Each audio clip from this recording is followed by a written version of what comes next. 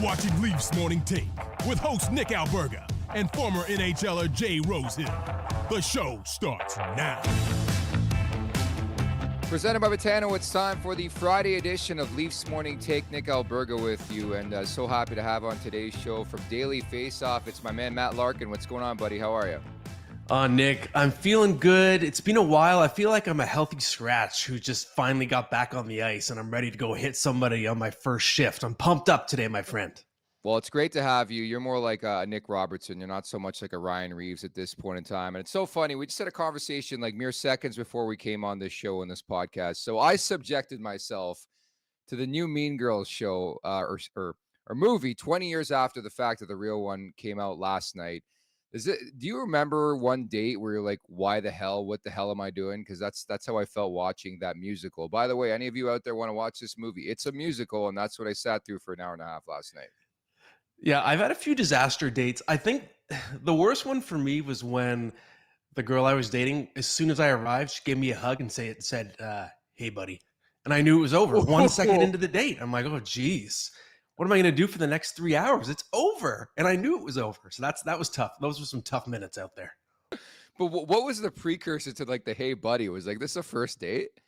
It was meet someone at a bar, and then the next week you go out, and then the vibes are just not the same as they were on that Friday night before. And I knew, like, as soon as I walked in, I'm like, oh man, this is going to be rough. Man, full credit to you for probably stomaching. I know you're a class act. You stomached through this entire thing, and you knew it was going nowhere. So kudos to you, because I think anybody watching and listening has probably been through something like that and would have just pulled shoe with a stomach ache or something, you know? Yeah, I can keep it going. I'm a conversationalist, so I was able to stall. I always like to go back to the hockey analogy. I was able to be Ryan Suter out there. I just munched minutes, and, we had some muscles. It was all right. Hey, all I'll say, I hope that's all you were munching on that night. So Matt Larkin in here on this Friday. Great to be with us, and thanks so much for doing this, Matt. We got Sid Seixeiro of Breakfast Television coming up in about 25 minutes, and personally, I can't wait for the hot takes. I've been chasing him for like a year and a half, so finally great to get him on. But love the hot takes. I love opinion in this market. I think it's always infringed upon. It's like, oh, you can't have a opinion that's not like the popular opinion. That's why I love Sid. He's always himself, man. Exactly. I'm excited to tee him up and just sort of let him cook out there, because he's going to say what might be on everyone else's mind, what they're maybe afraid to say.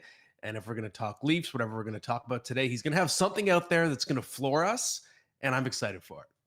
Very excited for that. So that's coming up in about 25 minutes. But first and foremost, off the top, I wanted to get your thoughts on something that transpired on Thursday. And it wasn't me watching Mean Girls, by the way. It was a Brendan Gallagher hit on Adam Pelech of the New York Islanders. Firstly, what a return for Patrick Roy. Standing ovation, maybe a bit of a cry. And then, yeah, it's 3-0 for Montreal. The Islanders storm back, but that's not really what we're talking about on this Friday. We're talking about the Gallagher hit. And it's sort of fascinating because, like, I can't remember the last hit in the league this year specifically where the whole entire, media is talking about it and the hockey world is talking about it. I think these guys have cleaned up their act, but watching that, I can't remember the last time everybody was in unison, like this guy should get the book. And then you find out today it's not an in-person hearing, so he's going to get less than 5 games here.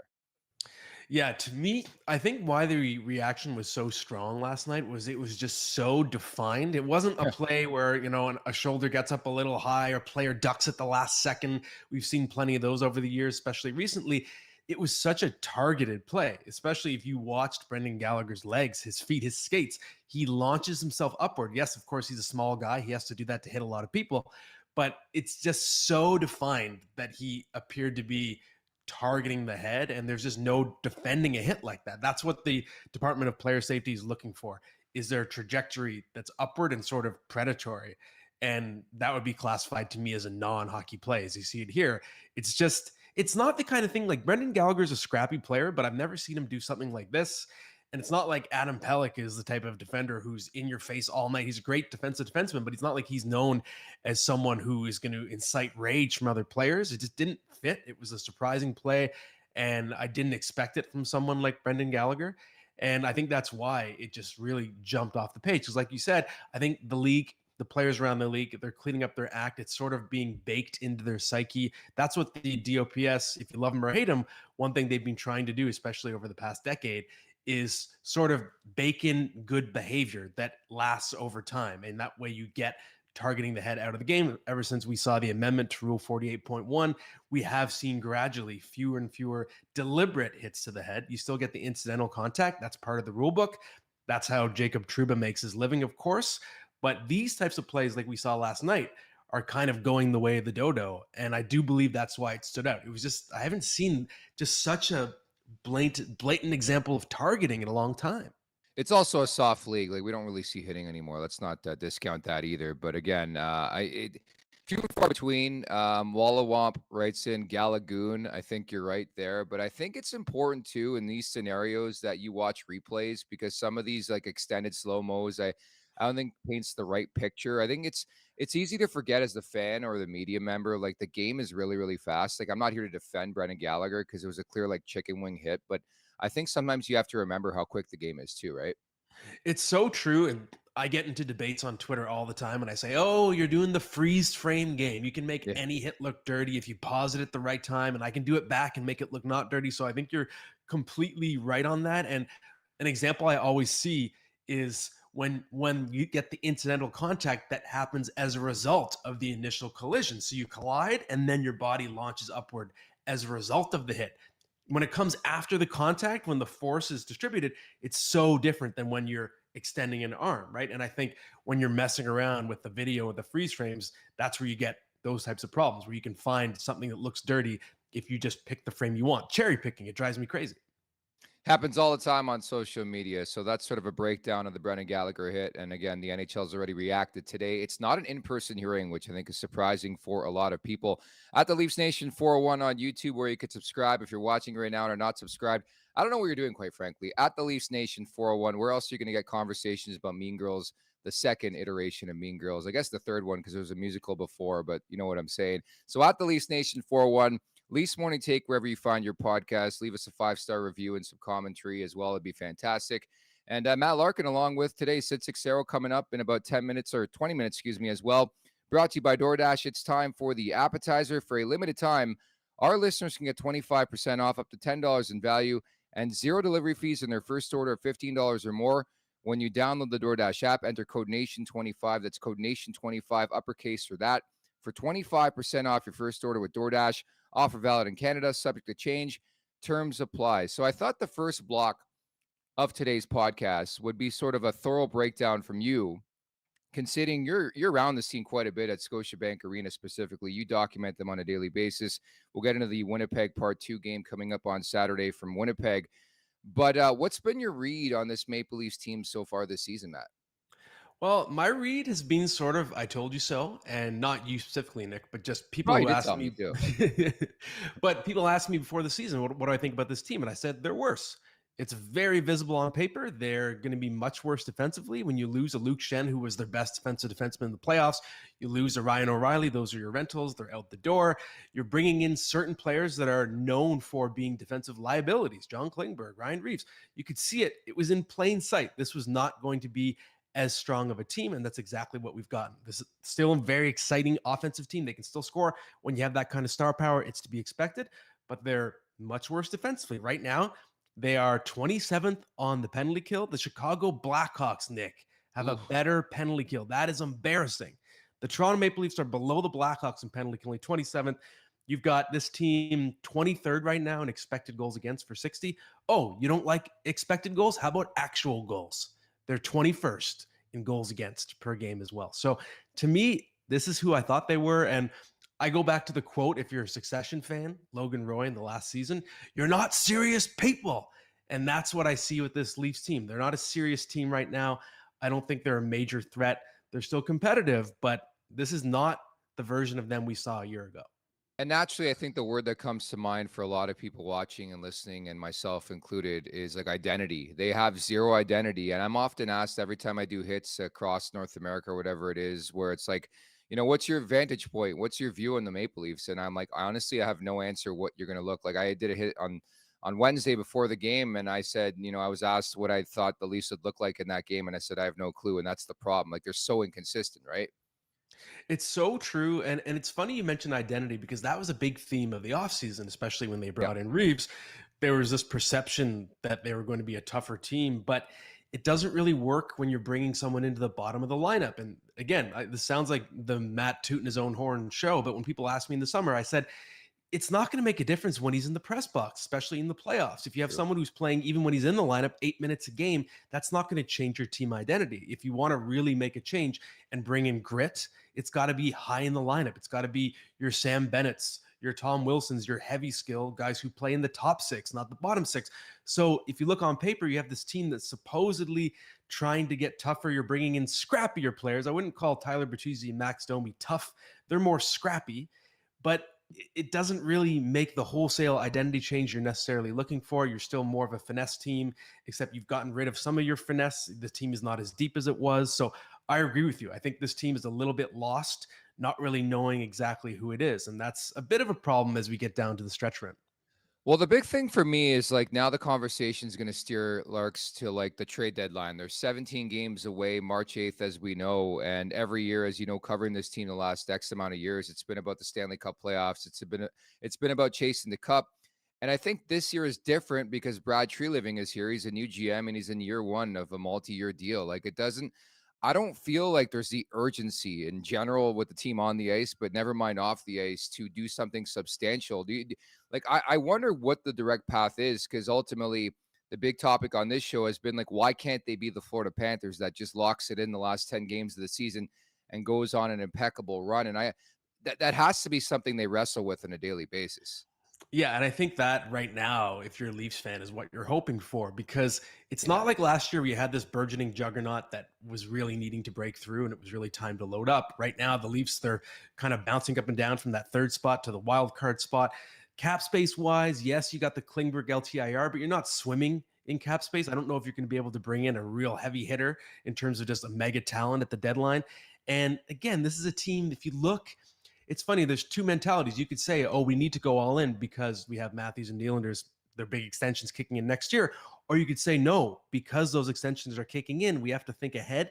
We got to keep our prospects because we're going to need players on entry-level cap hits contributing soon. So guys like Fraser Minton and Easton Cowan, you're going to need those guys in a few years if you have so much cap space tied up in your big guys, and then Mitch Marner as well. So I can see the mentality going kind of both ways.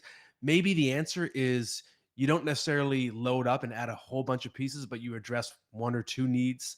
I do think this team still has enough talent that if you get in, and we've seen that, that's sort of the template these years, right? These days, if you get in, you can go on a run. So maybe you address the defense. Maybe you do go after a Chris Tanev, and that's the one piece I think you really do need. This team isn't good enough defensively. They're not tough enough.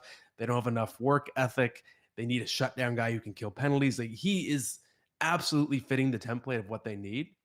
But maybe that's the one piece you go for. And you have to think sort of maybe it's a hedge mentality for a team that doesn't necessarily have the horses right now. What do you think?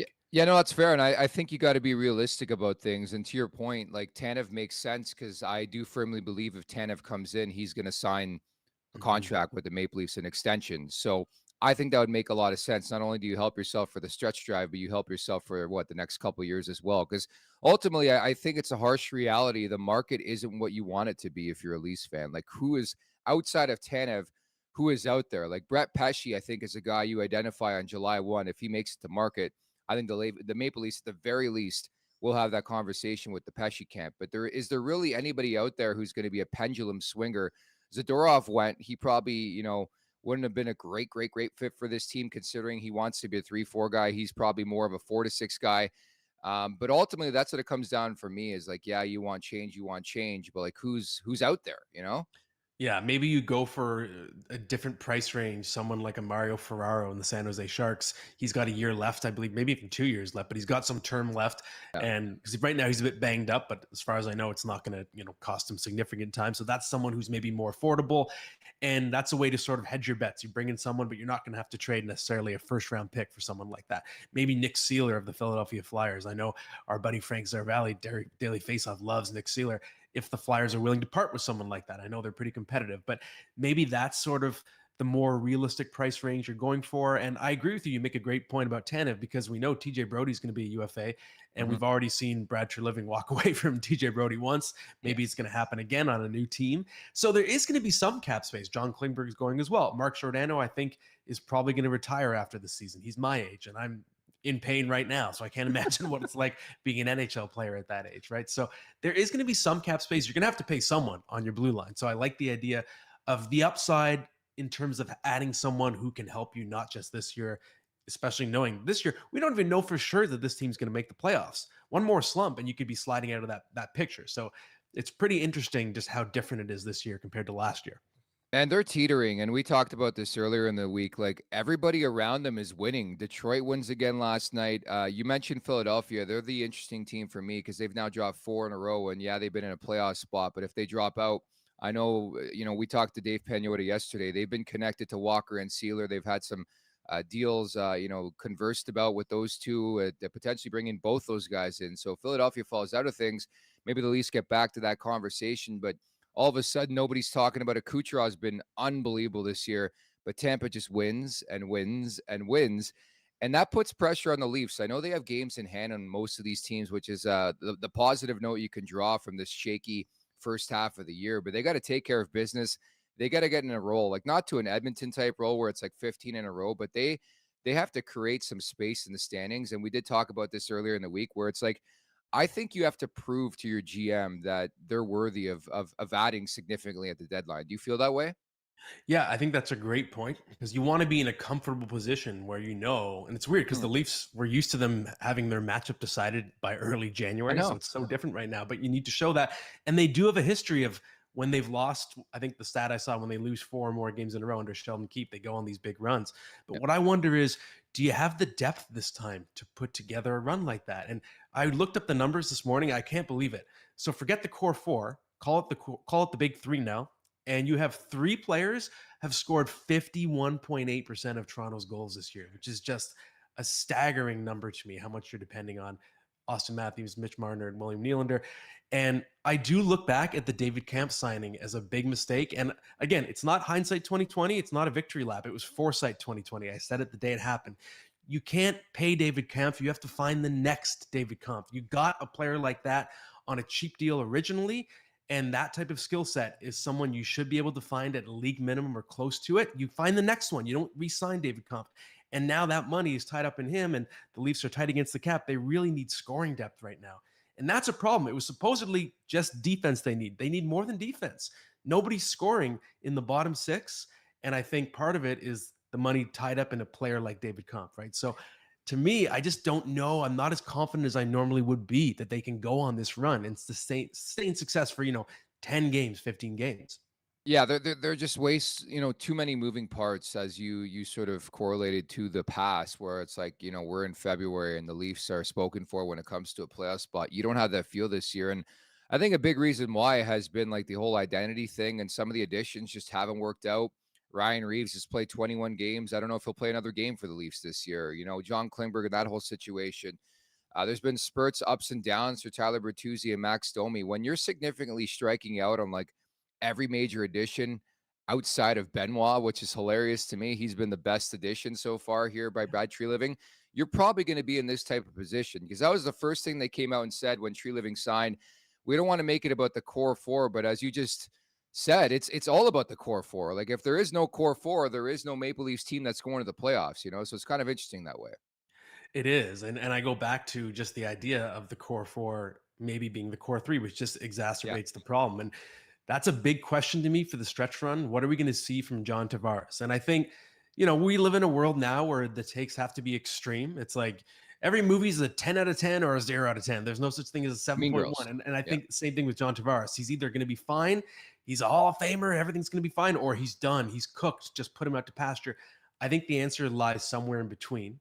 He's 33 years old. He's not 43, but he's obviously not scoring. The foot speed is a problem. And I do wonder if this is someone who needs to eventually move to the wing, and maybe eventually actually should be now. And I look at what he's done this season. I even looked, like this morning, I looked at what he's done just since January. And what surprised me, Nick, is at 5-on-5, he has the second highest expected goals on the team. So he's still getting high quality chances. They're just not going in. He's shooting 1.7%, I think it was. So there's going to be some luck that's going to correct. The question is how much?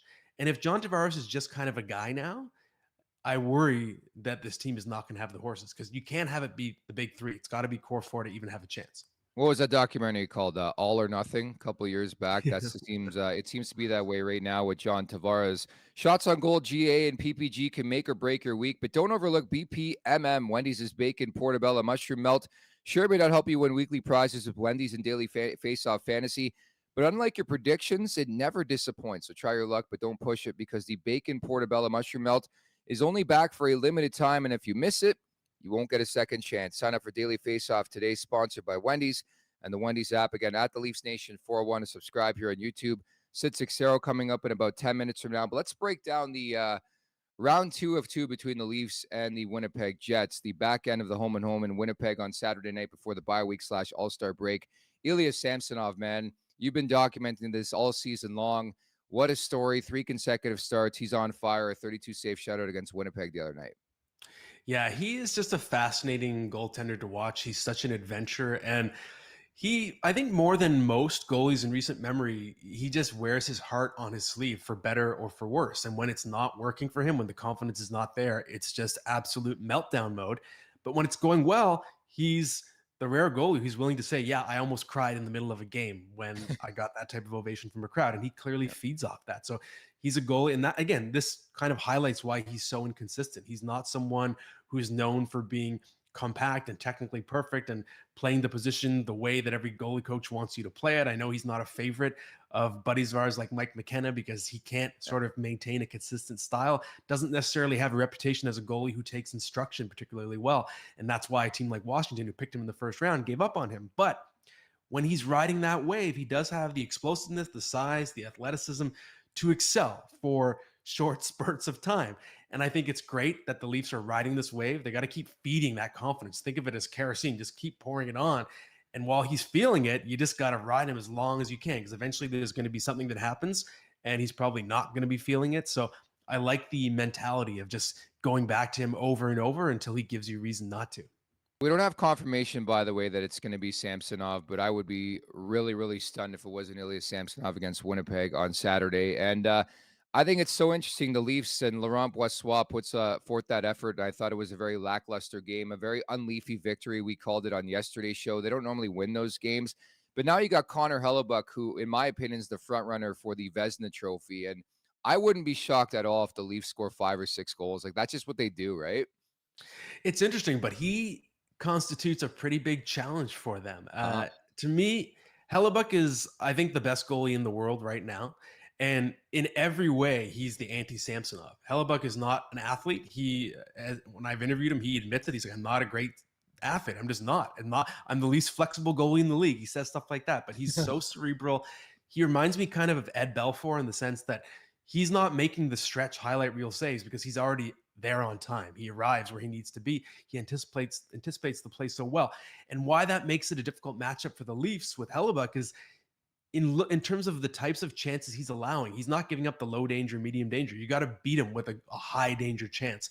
And that puts it all on the high skill players of the Leafs. So it's got to be an Austin Matthews game, a Mitch Marner game, a William Nylander game. If the Jets shut down the Stars, I don't think the depth is going to get it done against someone playing the way Hellebuyck is playing right now. What's your read on the power play? Like, that's been a big story, and obviously Sheldon Keefe, that was the hill that he was willing to die on. You know, that famous quote from CBA negotiations like a decade ago. But like, they're 1 for the last 20, and you know, it's not really a big topic in this market because they roll out the same guys routinely, and we get it. We understand you have your best players on PP1, and maybe John Klingberg was like in that conversation in training camp. But if you're Sheldon Keefe, would you even consider making a change where it's like a Marner or a Nylander down to PP2? It doesn't make sense in my world. You have to roll with this, no? I think you got to give it a shot. It's funny though. This is an annual tradition. The Leaf power play goes cold once a year. It like literally every single year this happens. I don't know why. They just get a little stale. So maybe you need to jumpstart it. And it's not my idea. I saw it thrown out there on Twitter, but I'm like, you know what? This is some interesting thinking. Tyler Bertuzzi is someone who I don't want to go as far as say a bust, but he hasn't quite been a fit. And maybe you need to give him that vote of confidence. He worked pretty well when the Bruins were giving him some extended looks in a more significant role in the power play. Maybe you need to get him out there and jumpstart him. And that could actually have a ripple effect that helps you just for the rest of the season if you can really get him going. So I think it's time to get a little experimental. I wondered if this would happen because, of course, Spencer Carberry was the architect of that power play. He's gone now. So I expected there to be some kind of regression at some point, and here we are. By the way, the numbers for Connor Hellebuyck against the Leafs in his career, 7-8-3, 3.07, and 9.07. So they're going to score 7. That's what the Leafs do against the Winnipeg Jets when Hellebuyck plays. I'm telling you right now, it's just very, very Leafy for that to happen on Saturday night. The following interview is brought to you by our friends over at Battlegrounds Axe Throwing. Unlock the ultimate birthday party, team building event, or have a great date night with your significant other. Just don't go to Mean Girls like I did on last night. To find a location and book an outing today, go to battlegrounds.com. That's BATLgrounds.com. As you bring in today's guest, he is sitting nearby from Breakfast Television. It is Sid Seixeiro. What's going on, Sid? How are you? What's going on, boys? You got me okay? Feed's good? Everything's great, my man. We're just we're trying to dissect this Maple Leaf season thus far. How would you break it down thus far? Oh, that's all you're trying to do? It's nice and easy, nice and light. Where would you like to begin? I got one for you, Sid. I'm just curious because, again, you're someone I depend on to spice up my life with your takes. I don't think you're ever afraid. I didn't know what you depended me on for. I was waiting for that to come flying through. Of course. Yes. So if you're looking at the core four, I know Brad Treliving hates that term, but are you reaching the point where going into the offseason, if this group doesn't get it done, are you looking at, for example, a Mitch Marner? Are you willing to dissect or split up that group? Is the time coming, or do you still think this group can get it done in the long term? Well, I don't think they can get it done in the long term because they don't have enough people around them. That's the math. If Shanahan's there, nothing's changing. Absolutely nothing. Like I'm not having the same conversation over and over about what I think an offseason will look like because we know how an offseason will look like. Shanahan's going to come out, maybe, or just for a living. And we believe in the group and this and that and this and that and this and like honestly, it is the most bizarre thing I've ever seen in Toronto. And we're in Toronto. I expect no changes. You think Marner's taking a pay cut? Get out of here. No. You think he's taking a pay cut? Get out of here. Nothing's going to change with Shanahan running it. Absolutely nothing. Now, the X factor is Keith Pelly becoming the CEO of Maple Leaf Sports and Entertainment. That's one of the most significant pieces of news that organization has seen since Dubas left. And we'll see what he thinks. Keith is a visionary, and he knows Rogers and Bell very well. And we'll see what happens. But anyway, that's the changes aspect. I almost fell off my chair when you asked me what changes would happen in the Leafs offseason. Well, so that's that. This year, it's funny. I literally just picked up my phone before coming on with you guys. And lo and behold, the Leafs are in a wild card spot. How do we think that Islander season is now going to go, out of curiosity? What do you guys think of that Islander team under Patrick Roy? You think they're going to be a wallflower? Or you think they're going to actually try and do something here? I know Brendan Gallagher's taking cheap shots left and right at their guys last night, but that aside, because I expect them to make a run. What do you guys think? Well, yeah, the new coach bump, right? The new coach bump's what you're expecting, no? 100%. Yeah. 100%. And, they have some decent offensive players on that team and a big blue line that's underperformed. And I'm looking at the teams behind them. Jersey's borderline decimated with injuries right now. Yeah. The Islanders are interesting to me. So maybe it's a good thing. Like maybe the Leafs not just coasting through January, February, and March, statistically speaking, in the standings is going to be a good thing for them. We'll find out. I think either way they're trending, you do not add to this group at the deadline and give up anything substantial. You're asking for trouble. This is not a group that has shown you any level of trust. If you're Patrick Alvin in Vancouver, it's a different conversation. I think you owe it to the room, and you owe it to Rick to do a little something here. Because and on top of it, they're smart enough to make the little tweak that you don't think much of at the time. But this team has given you no indication. The way the Leafs start games is unprofessional. It is completely unprofessional, the approach this team has.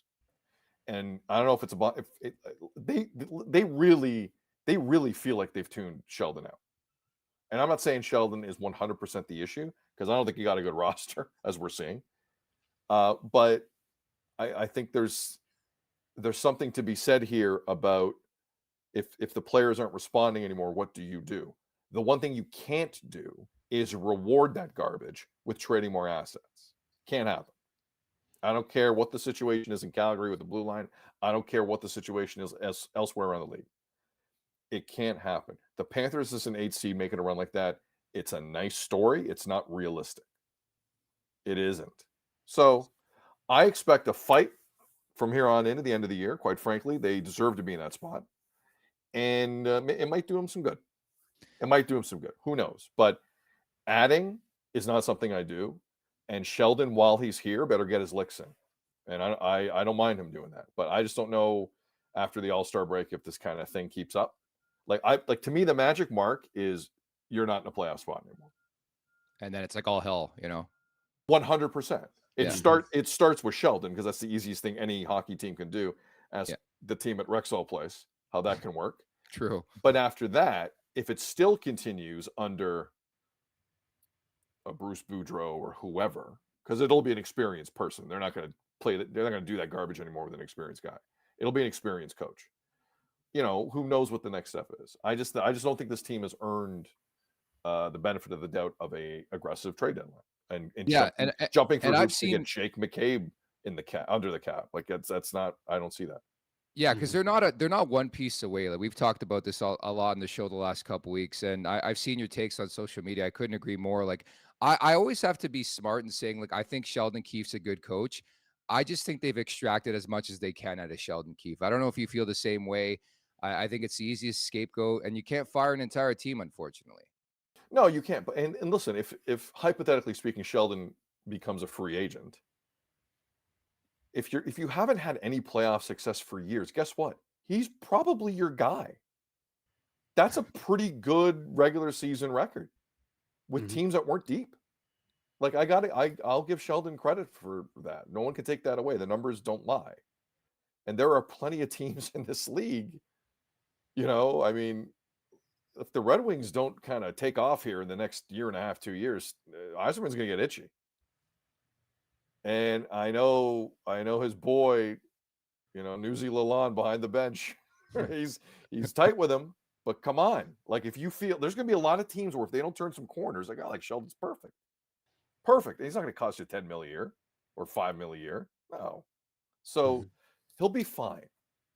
I know this is his dream job, but he'll be fine. But in terms of what you said, have you squeezed all the blood out of the stone you can? Boy, are we getting to that point. Boy, are we getting to the point where, to me, it's the not ready to start thing that is really, really, really concerning. Really concerning. And I said this to someone the other day. Like I was interested for the ratings in this country Saturday night, because there was I think it was Niners Packers Saturday night, up right against Canucks Leafs here on Hockey Day in Canada. And I'm like, well, that Packers game, look out. Like hockey night's hockey night, but that Packers-Niners game. Packers-Niners did, I think, like 650,000 viewers in this country. And Canucks Leafs did 1.8 million. Like, that was still a game. That's still a game people were juiced up for. Leafs had no interest in playing to start that game. Absolutely zero interest. And that to me tells me Sheldon might be an issue, and not an issue of his own making. I'm just saying an issue of it's the pregame speech is getting a little dry. The pregame speech is getting dry. The film session's getting dry, and you're not firing on all cylinders when you're out there. And when you see the stuff the other night that led to the 2-on-none on Samsonov, I don't think people broke down that play enough. Nylander is having a snack in the corner. I encourage everyone watching or listening to this, go back to that moment. Don't be distracted by the shiny lights behind the net that leads to the pass. Watch what was going on there. I have no idea what that was. Mm-hmm. And that to me is the sign of a team that knows there are no consequences. Where do we go with this? I don't know. But yeah, it's and not I a good wanted sign. to ask you, Sid, about It's that. not a good sign. If that lack of consequences is baked into the entire team culture, let's say we play out a scenario. So in a few weeks, they hit the skids again, and you do replace Sheldon Keefe, you bring in Guy Boucher, whatever happens, they still miss the playoffs or they bomb out in round one. I want to go back to what you mentioned about Keith Pelly, because I think the implication there, what you're hinting at, is that Brendan Shanahan is running out of runway himself. So do you think there could be a scenario where we see that happen and the biggest head of all finally does roll too? I mean, would it surprise anyone in this conversation? No. If with a brand new MLSE executive coming in, and after 9 some odd years of nothing in April, like it seems like MLSE have been fair to Brendan. You know, like it seemed like, what do you need? Money here, money there, money there. No Mhm. problem. What do you need? More time? More time, more time, more time? No problem. Now what? Now what do you need? Do you need new music after goals? Like, what do you need? Like, how can we help you? How can we further this along for you? No one, the MLSE let Brendan bring in a guy with zero, and I mean zero, National Hockey League experience in Cal Dubas. He barely had he didn't have any assistant reps. You saw Lou Lamoriello 3 times in a hallway. That was his initiation. You think Lou took him under his wing? Give me a break. Like no problem. MLSE at every turn, no problem. No problem. Maybe Keith is coming in to be the heavy. Maybe he is. Because the Raptors, like, it's going to get ugly here for a while, but it seems like there's a road they're traveling. And they've made adult decisions. There's a thing coming up with the Leafs where someone's going to have to sit down Mitch Marner and his agent and say, this ain't about you right now. And if you don't like it, you can leave. No one's had the balls in that organization to say that to any of them. None of those negotiations have gone to the breaking point past Nylander's first deal. And even then they blinked. If that email didn't go through at the time, they would have it would have been a disaster, right? But the organization has a history of that. Will Keith change that a little bit? I think there's a lot of opportunity in this market for some smart adult decisions. This fan base had no problem when you tanked. Zero. I've never seen anything like it. It's the most surprising Toronto sports fan reaction thing I've ever seen. Mm-hmm. They were like, I get it. I've seen enough of Phaneuf and Kessel. I get it. Strip it. And they were fine with it. Do you think there's an uproar if Mitch Marner leaves this organization? Let's put it all out there now, because I don't understand the notion of you have to once again bend over backwards for a player that has given you nothing tangible when it matters most. We have to really have this conversation. Now, if you're scared that there's nothing in the farm system, that's a different discussion. And I'll have that discussion, because guess what? There's nothing there. That's right. There's nothing there. So from that aspect, like I'm really looking back at Nylander differently. I was furious when that deal got signed. I thought that was insane. And there's a large 80% of me still thinks it's insane because of, like, watch him play now. Packing it in, man. I'm sure he'll be fine. I'm sure. But the other side of me is like, who's coming up? Who's the pick coming up that everyone's jacked about? Who's the Leaf prospect that went to the World Juniors and tore it up? You don't see it. So from that aspect, I get it. But now it's just this cycle. And it's not going to take much work, but someone has to go in there and let the room know it's not about you. No one's done that. Not Kyle, not Brendan, not Sheldon. Oh, Sheldon, you sack guys for a couple power plays. I'm sure they've learned their lesson. I'm sure they've learned their lesson. I just think there's two concurrent. Sorry, here's my main point. Boy, have I gone a long way for this. The rest of this season to me is two stories. It is obviously the race to get into the playoffs, and they're going to be in that for the whole shebang, deservedly so. But how does Maple Leaf Sports and Entertainment react as this happens? And the feeling in the city, like, guys, if they miss the playoffs, there's going to be pitchforks outside Air Canada Center. Oh yeah, in a serious with way. sushi and caviar. Don't forget that. The Oh, sushi from yeah. Yeah. Somebody inside MLSE better not say let him eat cake, because there's going to be an issue. So I think everyone knows the stakes. I've defended Brad Treliving left and right. There's a couple moves here I can't. Yeah. Reeves at the time you couldn't defend. I can't believe anyone with half a brain defended Reeves at the time. But I still think he's just kind of there. Mhm. Like, I think he's there. I love guys on their second job. I think they're smarter. I'd like to see Brad Treliving out from underneath the Shanahan umbrella and see what really can happen here. But I think there's more than a couple of angles here where if you're covering the Leafs day in and day out like you guys are, I think you're in a fun market, because this is interesting stuff. Like, this is the door, like, history will be hinged on the next 4 months, 3 months with this team, because Pelly's not coming in to just sit there and get a suite to a Springsteen concert. Like, I've seen Keith in action. He's a killer. He's an absolute killer of an executive. And there's a reason they've done this now. I thought it was a very interesting hire, and Leaf fans really should have made more of it. There's a reason this is happening now. Like, this is a guy, I've heard this guy one day talked about as like an NHL commissioner. No joke. So watch that timeline, because he goes full-time in April. We'll see how it goes. So aside from that, there's nothing going on with the Leafs. Yeah, nothing at all. No, Yeah. it's funny you bring that up, because daily basis, like, there's no shortage of topics to bring up. And to me, it leads me back to one word, man, like accountability. There is zero accountability. I always bring this up. They can lose. The next day, we got fucking tea time set up for Mitch Marner. Like, that. Let's not go back to that story. Like, it just seems like nobody's pet. Like, I don't even know how to phrase it, but it's like there's no anger. Like, I watched Nathan McKinnon play hockey, and I'm like, this guy's an absolute dog. I get it's his nickname, but he hates to lose. There's no hate to lose with these guys, unfortunately.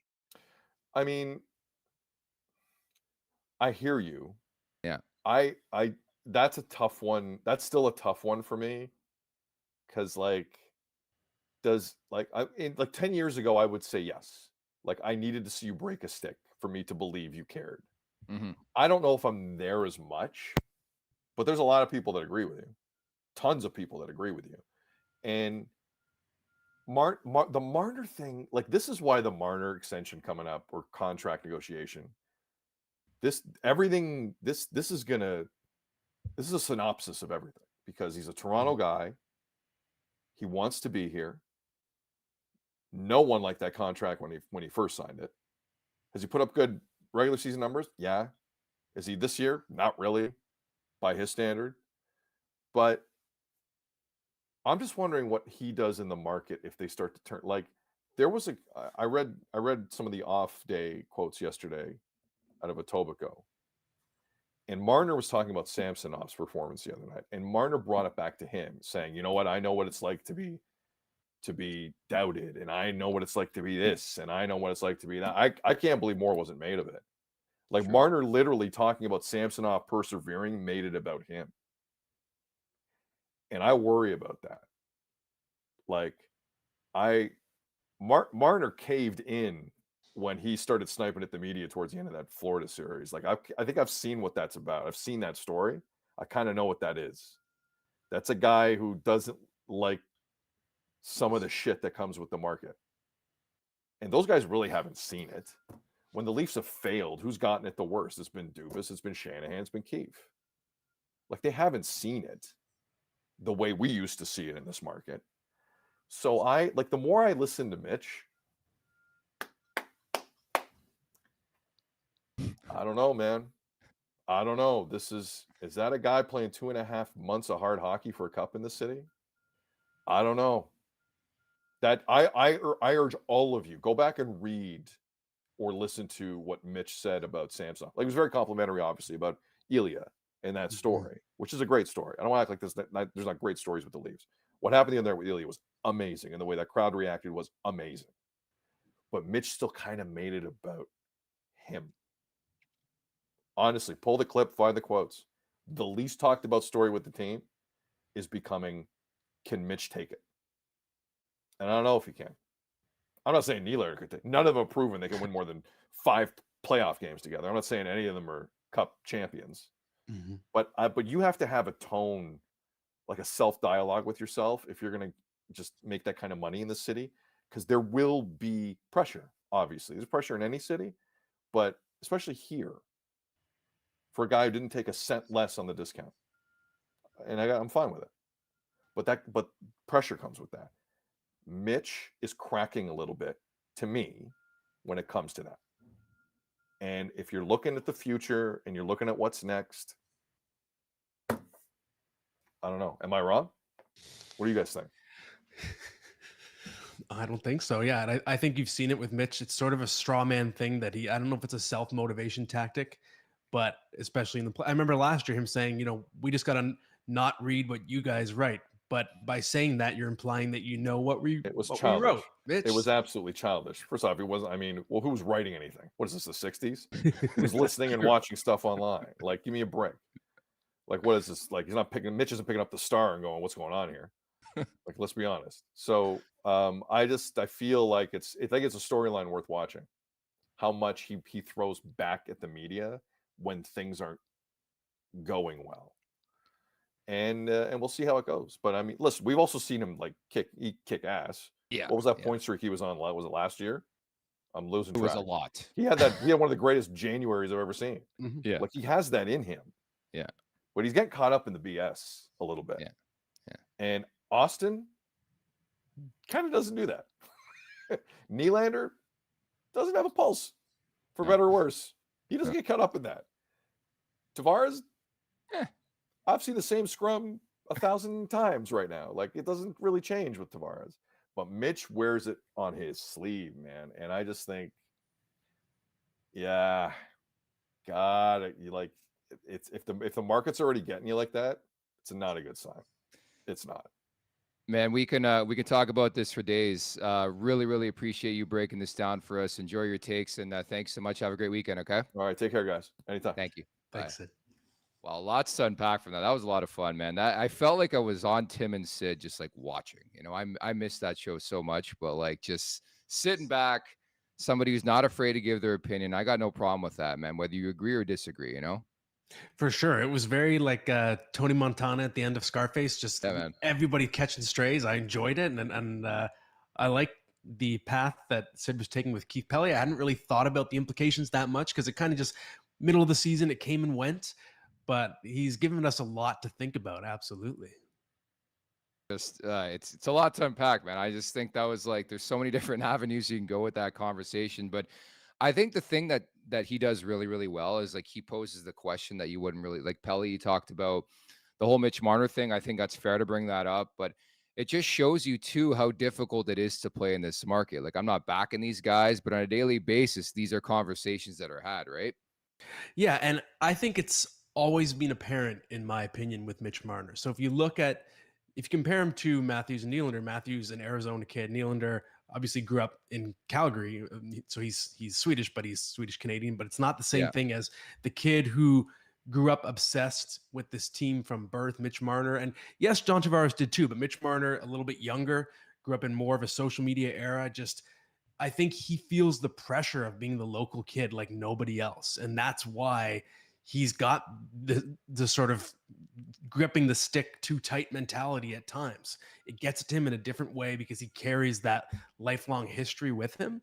And that's why when you sort of assess who's best suited to the market, I don't always know if Marner is, even though it's his dream to be here. It gets to him in a different way because of that baggage that he carries with him. And with Tavares, he was a bit older when he came here. I think he's a bit more grounded in that sense. And then with Matthews and Nylander, obviously the pressure does not get to them in the same way. They're both very well suited to be here, which is why they both signed their extensions, right? So I do think that's the big question with Marner. And the problem is it can't be about letting him walk if he's not a fit. It's about deciding if he's not a fit, what you can get for him, because you can get a lot for him. You cannot get into any scenario in which he walks. And I don't think he wants to. He wants to be here. So it's more about just deciding, does he fit or is he not really mentally fit for this market? And Matt, we've had this conversation a lot, me and Rosie, for the most part, just the whole no trade thing. And Mitch just strikes me as somebody like, if he's going to be a Leaf, he's going to be a Leaf, and there's nothing you can really say. I mean, what can you say? We don't want you here. And he can be like, well, tough shit. I got a contract to play out. And that's the conversation to be had. We'll have a lot of those conversations over the next 6 to 8 months for sure. And certainly fascinating times here in Leafs Nation as we approach the All-Star break and the bye week for this team. One more against the Winnipeg Jets coming up on Saturday night. Speaking of which, the Betano wrap-up is presented by Betano.ca. The game starts now. 19 plus. Please play responsibly. Just looking at that Winnipeg game in terms of betting, I have to double down and go back to JT. Like, this is the longest drought of his career. At some point in time, it's going to end. I probably believe in the player more than most people. So give me a JT anytime goal. I think it finally happens here. I think you're right. And it goes back to what I was saying, that shooting percentage at 5-on-5 is 1.78 or somewhere in that range. And I think, yes, sometimes shooting percentage is a reflection of your finishing ability. So, okay, he's getting himself into these positions, but maybe the reflexes are not what they were. So fine, he's not going to be what he was for the first several seasons of his deal, but he's also going to not be the guy who never scores again. We're going to find somewhere in between with him. And I think it's coming any day now. I think there's going to be a run, a streak. So I'm with you on that bet. I love it, buddy. Well,